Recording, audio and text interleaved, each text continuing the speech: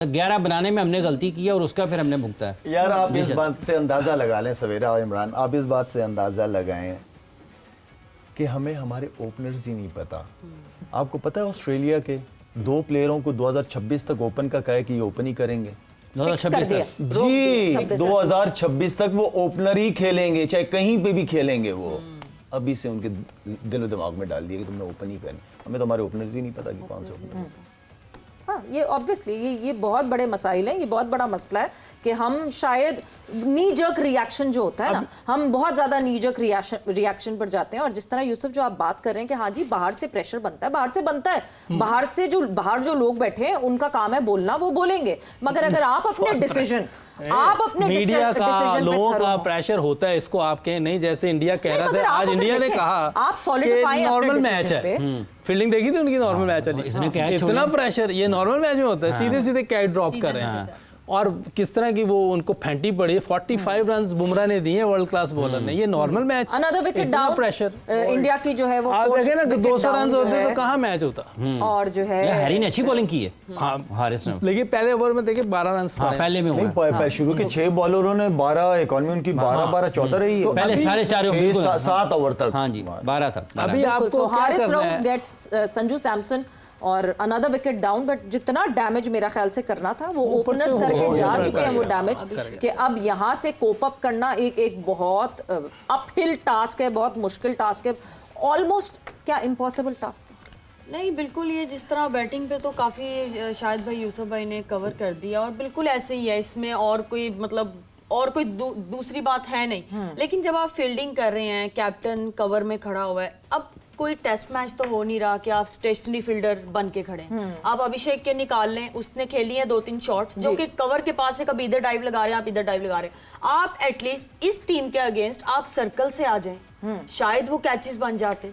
आप थोड़ी सी इस चीज को, अगर मुझे लगता है फील्ड प्लेसमेंट के हिसाब से भी वो सही नहीं थी और बहुत ऊपर गए हुए थे, कैप्टन भी कभी इधर डाइव लगा रहे हैं, चौके जा रहे हैं, तो समझ नहीं आई आज के मैच पे कि क्या प्लानिंग थी। हमें कुछ और लग रहा था, पहले प्लेइंग 11 भी चेंज हो गई, फिर फील्ड प्लेसमेंट चेंज हो रही है, फिर बैटिंग में आप शाहीन को, शायद भाई बात कर रहे हैं कि शाहीन को भेजते तो शायद 1-2 लगा लेता, यकीनन वो लगा लेता छक्के। वैसे ये बड़ी उनका एक मोमेंटम बना हुआ था। अभी यूसुफ साहब ने बड़ी अच्छी और दिलचस्प बात की है कि जो आपका जिसका जो T20 स्पेशलिस्ट है उसकी पूरे मैच में बारी नहीं आई ना, कमाल हो गया।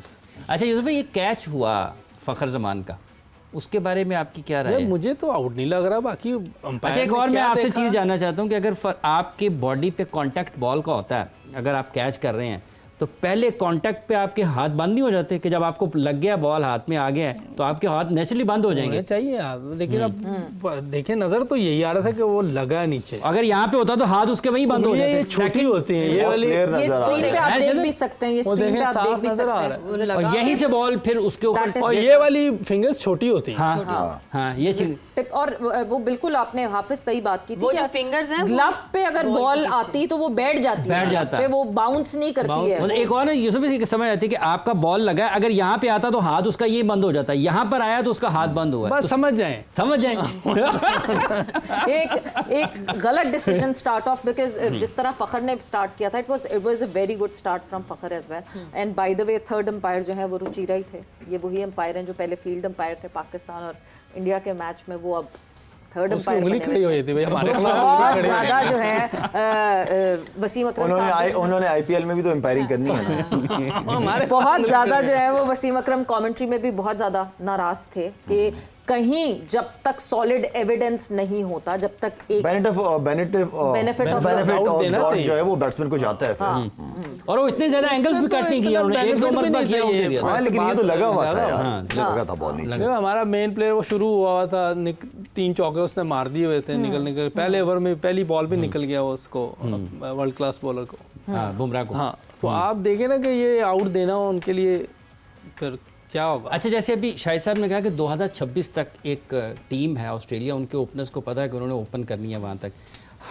हमारे यहाँ एक ये भी मसला है, आपने भी कहा कि टीम बदलनी नहीं चाहिए, उन्होंने 2026 तक कह दिया कि आपने ओपन करना है। हाँ वो देखो, वो तो अभी तो उन्होंने डिसाइड कर लिया, हमारे तो यही नहीं पता होता कुछ 7वें नंबर वाला ओपनर हो जाए, कोई 5वें नंबर वाला ओपनर, हमारे तो पता ही कोई नहीं है, तो पता ही कोई नहीं है यहाँ तो जो जिसका जो दिल करता है वो कर लेता है। कोई जेन्युइन देखिए, फर्स्ट क्लास को जब तक अहमियत नहीं देंगे, ये एक एविडेंस मिला आज। मैं ये चाहता हूँ कि हमारा साइम, हसन नवाज और जो मोहम्मद हारिस है, इनको फर्स्ट क्लास के ज़रिए फ्लरिश किया जाए, इनको इनके टैलेंट को अब ज़ाया ना किया जाए। नहीं तो अगर हमने इनके साथ ये ना किया तो कल हम फिर बैठ के ये कहेंगे पाकिस्तान में टैलेंट नहीं है जी। तो लेकिन अगर आप अभी से इन पे काम कर लेंगे, इनको फर्स्ट क्लास क्रिकेट खिलाएं, मेरी तो वैसे राय सबको खेलनी चाहिए, लेकिन ये 3 लड़के ऐसे हैं जिनको पूरा फ्लरिश करना चाहिए फर्स्ट क्लास क्रिकेट। आगे फ्यूचर है हमारा, ये तीनों यंग है, अभी 20, 21, 22 साल के होंगे, तो इन पे पूरा काम करना चाहिए अच्छे तरीके से, ताकि ये आगे में जो अभी हो रहा है इसको तब आप वापस नहीं आ रहा, लेकिन आगे जो कर सकते हैं हम बेहतर, उस पे बात ये। पूरी दुनिया में टीमें बुरा खेलती हैं, लेकिन वो कोशिश कर रही होती है पीछे बेहतरी की, नीचे लेवल पे अपनी टीम को बेहतर करें ताकि आगे लड़के अच्छे आए। अभिषेक शर्मा नीचे से आया है ना, एकदम ऊपर से कहीं से तो नहीं आया। तो इसी तरह हम भी अपने नीचे अच्छा ईमानदारी से काम करें और अच्छे लड़कों को आगे लाएं।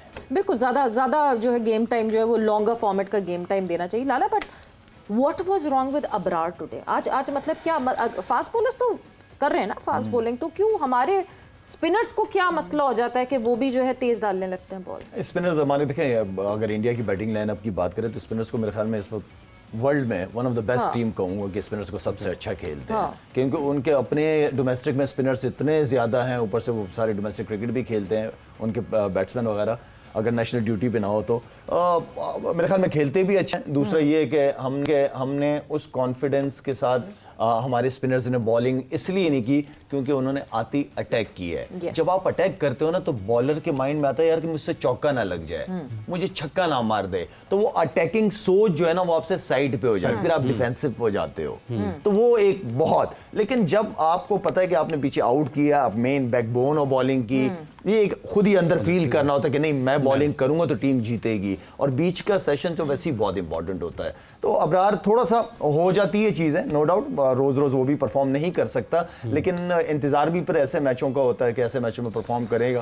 वो कॉन्फिडेंस नजर नहीं आया अबरार का जो नॉर्मली पिछले मैचों में हमने देखा। कॉन्फिडेंस ये भी एक अहम चीज़ है कि जब आप बड़ी टीम के या निस्बतन मजबूत या बेहतर टीम के खिलाफ जा रहे हैं तो आपने उनकी पोटेंशियल को देखते हुए अपने पोटेंशियल को, अपने टैलेंट को आगे रख के बॉलिंग करनी है।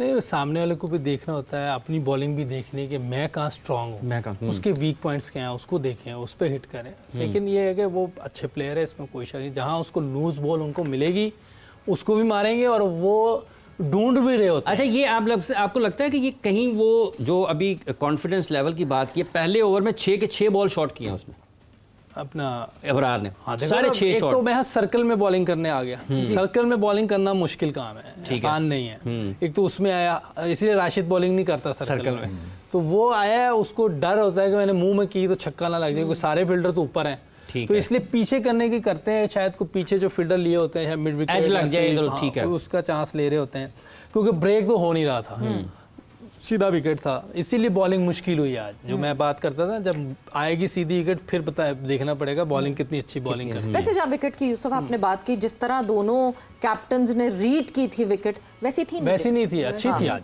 अच्छी थी। 200 रन बन रहे थे हमारे, बिल्कुल बन रहे थे हमारे 200 रन इजीली बन रहे थे। वो तो 6 ओवर जो बीच में हमने खेले उस वजह से हुआ पीछे, वरना देखें वही बैट्समैन खेल रहे हैं, थोड़ी बेहतर विकेट मिली, क्या बैटिंग की उन सब। तो इसीलिए मैं कहता हूँ कि बैट्समैनों को जज करना है तो थोड़ी बेटर विकेट पर जज करें। पिछले जितने भी मैचेस हुए उसमें हम जज कर रहे थे, वो ज्यादती कर रहे थे बैट्समैनों के साथ, क्योंकि वो मुश्किल थोड़ा, लेकिन लकी भी रहे हमारे बैट्समैन, बहुत लकी रहे जिस तरह के कैचेस उन्होंने छोड़े हैं शुरू में ही, पहली बॉल से लेकर, चाहे वो साइम को या साहबजादा को, तो उस लिहाज से भी काफी लकी रहे हम लोग। काफी 4 ड्रॉप कैचेस जो हैं वो किए, ड्रॉप जो है इंडियन टीम ने, एक रन आउट जो है वो मिस किया, तो हाथ पांव तो फूले। हाँ, मैं बता रहा हूँ कितने नॉर्मल गेम में, बड़ा नॉर्मल गेम था, चेक करें नॉर्मल गेम में हाथ पांव फूले। उसकी अपनी हालत बुरी थी, उसको देखते हालत बुरी थी उसकी, वो तो उनका कह रहे लकी नंबर मिल गया उनको।